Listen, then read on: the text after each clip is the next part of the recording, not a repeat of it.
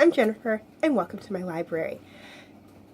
Before we get started, I would like to say one thing, and that is I'll probably be doing a lot of jabber jawing on this video, as it is a book talk video on a Star Wars book, and I am a big Star Wars fan. So please bear with me.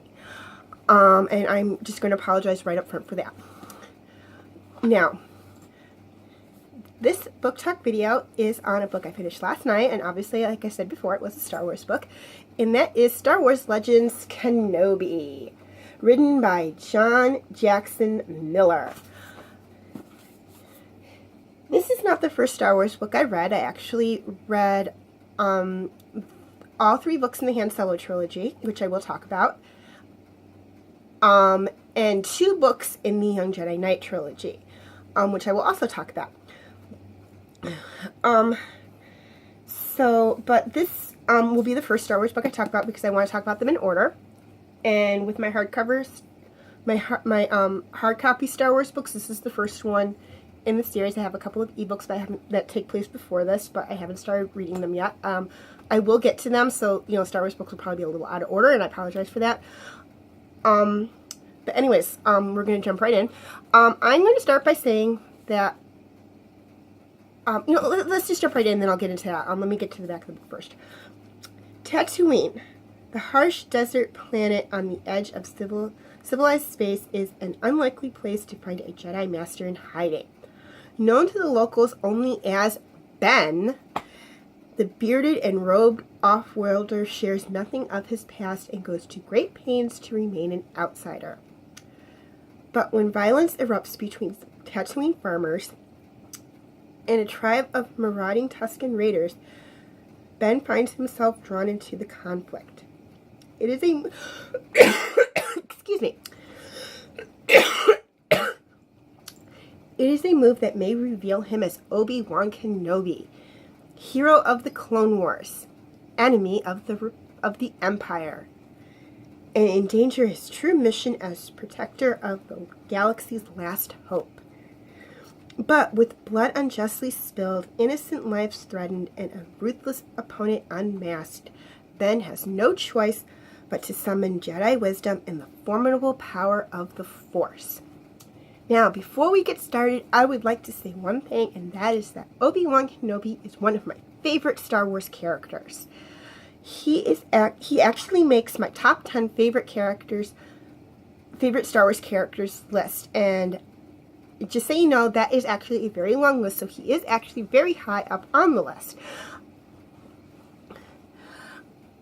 This book takes place immediately following the events of Revenge of the Sith. And it basically tells what happens with Ben right after he gets to Tatooine and sets up how he adjusted to living as a hermit and having to hide who he is and what he is. Now, one of the things I absolutely loved about this book was that it was not written from Obi-Wan's point of view. Now, it's not really written from anyone's point of view. It's actually written in third person. But we're not following Obi-Wan around in this book. Which is one of the things I liked about it. I mean, it's about him, but it's not about him. We're actually seeing this book through the eyes of three other main characters, and that is Oren Gelt, who is a moisture farmer, Annalie Carwell, who is a shopkeeper, and a Tusken warlord by the name of Yakal, I believe is how you say it, but I would not be sure. Some of the Star Wars names are very, very hard to pronounce if you don't hear them in the TV shows or the movies. And I thought that was very interesting. The only time we actually see anything in this book from Obi-Wan's point of view is when he's meditating, which isn't very often. And that is solely from excuse me, from that the meditation is actually written in first person. That's the only time in the book that it's written in first person. I actually thought that was very, very ingenious of the author. Another thing I thought was very ingenious of the author is that he has one of the three characters that you're seeing things from the point of view to be a Tusken Raider or Sand Person, for those of you who didn't know that Tusken Raiders and Sand People were the exact same thing. I thought that was very ingenious too, because the Sand People are mentioned in Star Wars, but we really don't focus on them all that much, at least not in any of the material I've read. Are they really focused on? They're just kind of there. There's kind of an anomaly that's there when you're on Tatooine. They're just kind of there. You don't see much of them. They are a very primitive people. They don't use technology at all. So yeah, they would only be on Tatooine. But I thought it was very ingenious for the author to have a third of the story from a Tusken leader's point of view. And I was just like, that is ingenious. And the villain of the story is actually, it's a twist. You really don't see it coming. And I don't want to reveal too much in case you haven't read the book. Another thing I really liked about this book was that the author makes connections back to the prequels and a couple of connections back to the TV show, which is very good. If you watch the movies or the Clone Wars TV show, you kind of know where he's making the connections, and I thought that's very ingenious. I'm going to say, aside from Obi-Wan, obviously, one of my favorite characters in this book was Annalee. She is a shopkeeper. She's a widow trying to raise 2 teenage children. And she manages a store called The Claim that her husband started before they were married. And she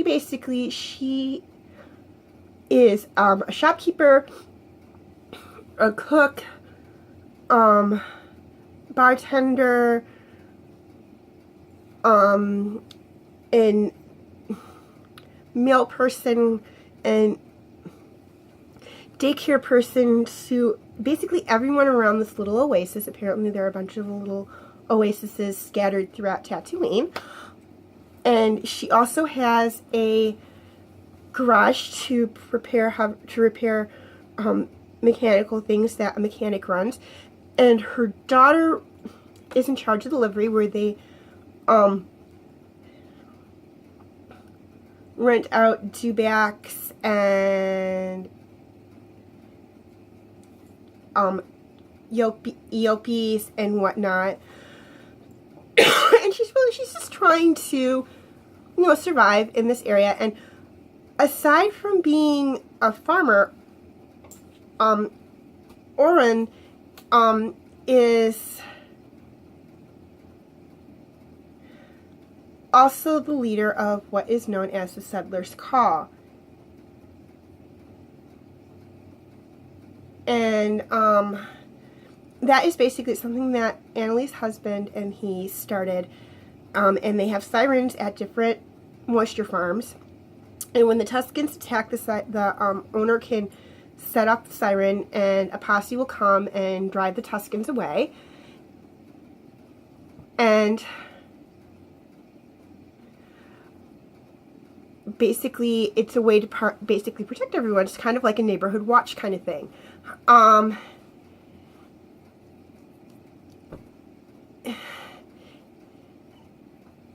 And there's, I'm trying to think here. It's a really good book. It really shows you what Ben's life was there. And I will reveal one thing in the book. Annalee kind of becomes Ben's love interest a little bit in the book, and I was really hoping the book would end differently than the way it did. I don't want to reveal how it ends too much in case you haven't read it. But it's like she not looking for anyone, he's not looking for anyone, they just kind of find each other. And he's had people taken from him before. Obviously, if you've seen Phantom Menace, he had his master taken away from him. He basically had Anakin taken away from him when Anakin turned to the dark side of the Force. before we even meet him, he has his family taken away from him as he's taken away from his family. And then if you watch the Clone Wars TV show, he has the woman he's loved since he was a teenager taken away from him. I'm not going to reveal how she's taken away from him because I'll get more into that in the Clone Wars TV talk videos. So be patient. So he doesn't really want to get attached to Annalise because he's afraid that something bad is going to happen to her if he does. And she doesn't really want to get too attached to him. She just wants to know about him. She's curious about him. And whatnot. And he always jumps in and helps everyone. And she finds that intriguing. It's like he goes to great pains to keep his distance from everyone, but when there's trouble, he's the first one to jump in and help people. And not just the settlers, but also the Tuskens. And she finds that basically fascinating about him. He's the first person she ever comes across that is willing to stand up for the Tuskens. And she wants to kind of understand that. Whatnot, and it eventually does turn into kind of a mutual affection kind of thing. And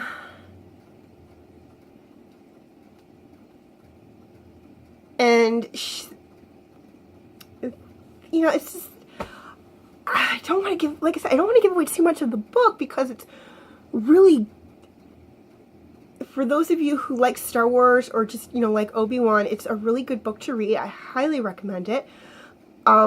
But I could just go on and on and on about this book because I loved it so much, but I really don't want to because I'm afraid I'm going to reveal too much of what happens in the book. And it's just so good. And it's like, the book is like the, only other time after the Phantom Menace that, Obi-Wan's master, Qui-Gon Jinn, is actually even referenced.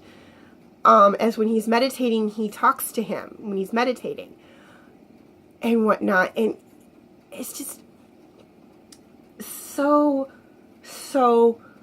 good and amazing. And I highly recommend reading. If you don't read any other Star Wars book, I highly recommend that you read this book. It's just so good and so wonderful. And I'm not just saying that because Obi-Wan is one of my favorite characters. I mean, I knew getting the book that I was going to like it to a degree because it was about one of my favorite characters. And I was reading them just like, do him justice. Do him justice. That's all I ask. Do him justice. Don't make this a flop book about him because he is such an amazing character in the franchise. And he's one of my favorite characters in the franchise. I mean, I'm not going to say he's the main character in the franchise, but he is one of the main characters in the franchise. And I mean, there are a lot of main characters in the franchise, and so I was like, please do him justice. He's one of my favorite characters. I'd hate to start reading this book and find out that it was just a terrible portrayal of him on Tatooine, and it's not. It's actually a wonderful portrayal of him on Tatooine. I was a little disappointed that it didn't really go into him too much. It focused more on the three other main characters of the story. But I'm like, that's okay. Because he is in there, even though the book's called Kenobi and it doesn't focus on him all that much. He is in there. You do see him. He is being who he is while trying not to be who he is, which is very entertaining. You do see him activate his lightsaber a few times in the book, and whatnot. So yeah, the lightsaber on the cover is not a tease. It is activated at least 3 times in the book. Once in the beginning, once in the middle, and once near the end. Not very often as he's trying to hide. Well, actually 4 times in the book. Not very often as he is trying to hide what he is. He's not so much afraid of revealing who he is to the Tuskens because he knows they won't really betray him to the Empire. They have no means to, and no reason to. They have no means to contact the Empire, first off, and second off, they have no reason to. It's like they They don't care about what they can get, the money they can get from the Empire for turning them in. And like I said, they're very primitive. It's like Native Americans of 1,000 years ago living alongside people of today. A lot of the stuff that Ben can do with the Force, they see the Tusken warriors or the Tusken Raiders see as magic because they don't understand what it is. So they actually refer to him as more of a wizard because they think he's doing magic, and they don't want to get on his bad side, basically. But I'm going to wrap up this movie talk video.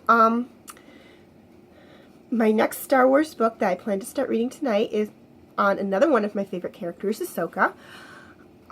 So look forward to that. I do not know when it will be posted. It will probably be sometime in May. And I will see you then. Thank you for watching Movie Talk, and thank you for visiting my library. I'm Jennifer, and I will see you next time.